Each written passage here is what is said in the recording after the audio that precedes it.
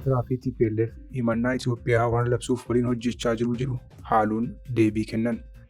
Eertiraa fi gareen TPLF waraana labsuuf waliin hojjechaa jiru jechuun himannaa mootummaa Itoophiyaa irraa dhiyaate haalaniiru. Ministeerri dhimma alaa Itoophiyaa xalayaa dhaabbata mootummoota gamtoomaniif barreesseen mootummaan Eertiraa fi adda bilisa baasaa uummata Tigraay adda Tsimdoo jedhamu ijaaruun Itoophiyaa irratti waraana banuuf qophaa'aa jiru jechuun himateef deebii kennan. TPLF xalayaa kaleessa dhaabbata biyyoota gamtoomaniif barreesseen ministeerri dhimma alaa Itoophiyaa himannaa sobaa fi madaala siyaasaa hin qabne TPLF fi uummata Tigraay irratti dhiyeessee jedheera. Himannaan sobaa akkasii mootummaan federaalaa irra deddeebiin waliigaltee Piriitooriyaa cabsuu irra darbee burjaajii uumuun xiyyeeffannaa dhabsiisuudha jechuun beeksise. Ministeerri odeeffannoo Eertiraa Yemaanee Gabra-Masqal fuula X isaanii irratti xalayaan Itoophiyaan dhaabbata mootummoota gamtoomaniif barreessite qeequun himata dogoggoraa ija jabinaan guutame jechuun ibsan. Qacceen ofii dhaantee ofii iyyitii jechuunis qeeqan. Waggoota lamaan darbaniif mootummaan paartii Bilisiginnaa Itoophiyaa yoo danda'ame karaa seeraatiin yoo ta'uu baate humna waraanaatiin buufata galaanaa argachuuf irra deddeebi'ee dubbachaa tureera jedhan. Itti dabaluunis duulli lolaa naannoo bal'ifachuuf kaayyeeffate kun doorsisa of eeggannoo hin qabnee fi bu'uura seeraa hin qabne jedhan. Ministeerri dhimma alaa Itoophiyaa xalayaan onkololeessa 2 bara 2025 barreesseen Eertiraa fi TPLF yaalii tibbana hidhattoonni faannoo magaalaa guddoo Walloo Kaabaa kan taate Waldiyaa to'achuuf taasisan keessatti hirmaataniiru jechuun himate.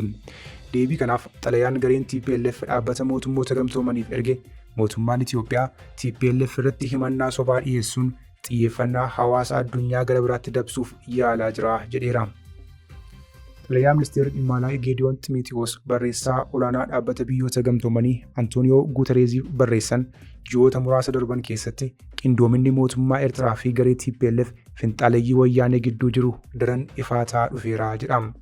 TPLF xalayaa onkololeessa 8 bara 2025 Guutereeziif barreesseen gufuuwwan adeemsa nagaa mudatee fi yaaddoo guddachaa jiru irratti xiyyeeffachuu qabdu jedhe. TPLF himannaa mootummaa Itoophiyaa kana bu'uura kan hin qabne jechuun walitti dhufeenyi uummata Tigraay fi Eertiraa wabii nagaa fi araara naannoo yoo ta'u himannaan bu'uura hin qabne ammoo naannicha keessatti waraana biraa kaasaa jira jedhe. Mootummaan federaalaa himannaa bu'uura hin qabne naannichatti waraana biraa eegaluuf waan qophaa'aa jiru fakkaata jechuun xalayaa kanarratti ibseera.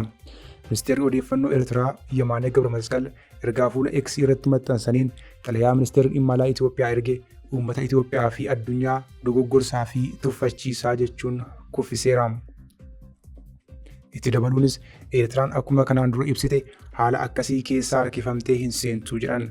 Qaamni dhimmi ilaallatu tarkaanfii kanaan akka hin raafamne jedhan obbo Yemaaneen. TPLF dirqama waliigaltee Piriitooriyaa lola dhiigaan dhangalaasee kana xumuree kabajuu itti fufee osoo jiruu mootummaan federaalaa garuu buqqaatonni akka deebi'aniif itti gaafatamummaa isaa bahuu dabalatee dirqama waliigaltee kanaan qabu ba'achuu dadhabee jedhe. Buqqaatonni 100,000 lakkaa'aman haala hamaa keessa jiraachaa jiru. Bakka jireenyaa, nyaataa fi kunuunsa yaalaa hin qaban. Irra caalaan Tigraay humnoota miseensa raayyaa ittisa biyyaa hin taane jala jirti jechuun TPLF dhaabbata mootummoota gamtoomaniif barreesse. Humnoonni kun irra caalaan humna ittisaatiin deeggaramanii lafa uummata Tigraay dhuunfatanii jiru. Kunis caasaa diimoogiraafii Tigraay jijjiiruuf hojjetamaa jira. Dhaabbileen mootummaa federaalaa falmii lixa Tigraay qaama naannoo Amaaraatti jiru ifatti dhiibuun waliigaltee Piriitooriyaa cabsaniirus jedhe. Mootummaan Itoophiyaa xalayaa dhaabbata biyyoota gamtoomaniif barreesseen TPLF fi Eertiraan gareewwan hidhattootaa akka faannoo maallaqaan gargaaraa gurmeessaa fi hoogganuudhaan waldhabdeen akka hammaatu taasisaa jirti jechuun himate. Kana malees haleellaa hidhattoonni faannoo tibbana Walloo Kaabaa magaalaa Waldiyaatti raawwatan keessatti mootummaan Eertiraa fi TPLF harka keessaa qabu jechuun himate.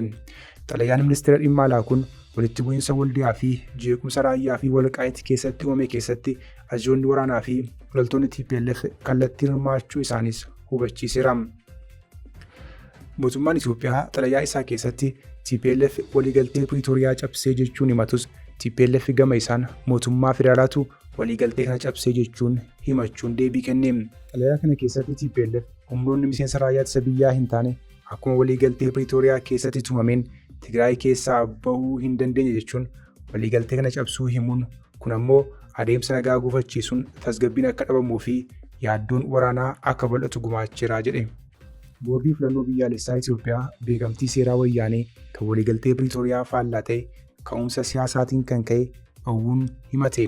Sochii waraanaa Tigraay fi naannawaa ishee keessatti dabalaa dhufuun balaadha jedhe. Boordiin filannoo biyyaalessaa Itoophiyaa TPLF sochii waraanaa Tigraay fi naannoo ishee keessatti dabalaa dhufeen balaadhaaf saaxilameera jechuun waliigaltee Piriitooriyaa cabsuun ka'umsa siyaasaatiin beekamtii seeraa dhorkachuus himate. Mootummaan Itoophiyaas loltoota waraanaa Tigraay irraa fottoqan leenjisuu fi hidhachiisuu itti fufeeraa jechuun himate. Kun ammoo waldhabdee haaraa akka eegaluuf sababa ta'uu haaromsuu akka danda'u ibse. Ministeerri beeksisaa Eertiraa gama isaatiin ergaa fuula X irratti baaseen kanaan dura Pireezidaanti Isaayyaas Afwerqii gaaffiif deebii taasiseen fedhii waraanaa hin qabnu akkasumas kaayyoo daangaa bulchiinsa olloota keenyaa fudhachuu hin qabnu. Haa ta'u malee seenaanis akkuma ragaa bahu yoo tuqamne akkamitti akka biyya keenya eeguu dandeenyu ni beekna jechuusaa eereera. Itti dabaluun Pireezidaanti Isaayyaas bilisiginnaan waa'ee diroonotaa bitatee misaayilota lafa fagoo deemanii taankiiwwanii fi kanneen kana fakkaatan odeessa. Akka Eertiraatti haleellaa raawwatan dhaadatu. Kun sammuutiin olidha. Warra seenaa beekan qofaatu dhaggeeffataa jechuun ibseera.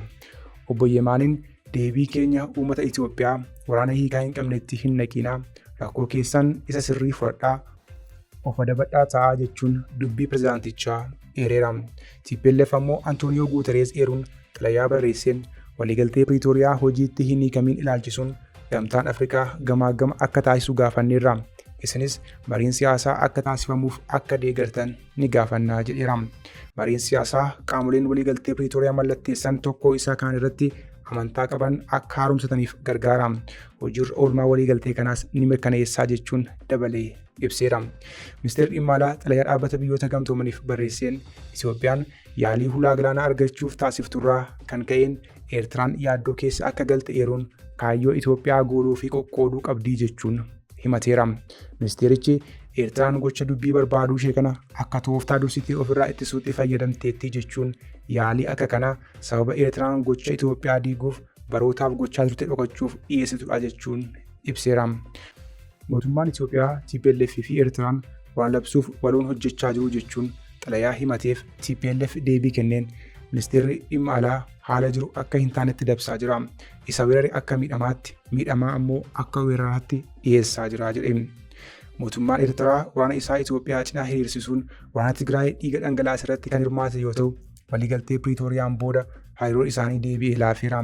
Waxabajjii darbe Itoophiyaan Eertiraan gartuu TPLF fi qaamolee hidhattoota biroo waliin ji'oota gannaa keessa haleellaa banuudhaaf waltumsaa fi qindoomina uumaa jiru jechuun ministeera dhimma alaa Ameerikaa irratti himachuu ishee ni yaadatama. Kana hordofee Eertiraan walakkisa ji'a waxabajjii keessa mootummaan Itoophiyaa ajandaa waraana isaatiif deeggarsa walitti qabachuuf duula dippiloomaasii irratti cimseera jechuun himachuun ishee ni yaadatama. Yaadolessaa keessaa immoo dhaabbata biyyoota gamtoomanitti bakka bu'aan Itoophiyaa Ambaasaadder Tsaggaa Kibabaw miseensonni humna waraanaa Eertiraa bakkeewwan daangaa Itoophiyaa irratti argaman to'atanii akka jiranii fi yakkaawwan ammoo raawwachuuf itti fufuu gabaasaaleen bahaa akka jiran dhaabbata biyyoota gamtoomaniif ibsanii turan. Eertiraan gama isheen daangaa hawaasni addunyaa beeku irratti daangeffamtee akka jirtu ibsuun komee ambaasaadarichaa fudhatama dhabsiisteetti. Muddamni kaaba biyyattiitti raawwataa jiru jabaateera. Garmitti bahaa laata? Kan waliin hordofnu ta'a.